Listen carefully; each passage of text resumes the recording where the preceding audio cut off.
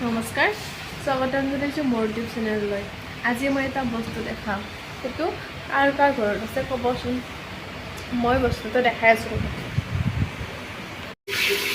এইটো কোনবাৰ ঘৰত আছে না? মাটি এইটো কি বুলি কয়? কাটা বুলি কয় ন? আমি কাটা বুলি কওঁ। কাটাৰ নতুন ষ্টাইলৰ ফিল্টাৰ। আজিকালিতো মাটিৰ কলহত পানী খাবাই নাপাওঁ।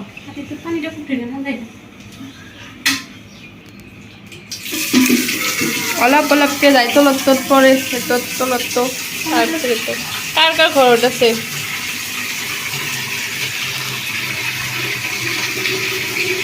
মাটিৰ ফিল্টাৰ নতুন পদ্ধতি দেখি কিনে কিবা আচৰিত লাগছে। কি বনাই দিছি, ইফালে পানী আহি থাকা, পানীয়ে ভৰ্তি কৰি দিলা। কি ঠাণ্ডা হ'ব এবাৰ পানীবিলাক, ফ্ৰিজৰ পানী নাখালেও হয়। বৰ ধুনীয়া ঠাণ্ডা হয়।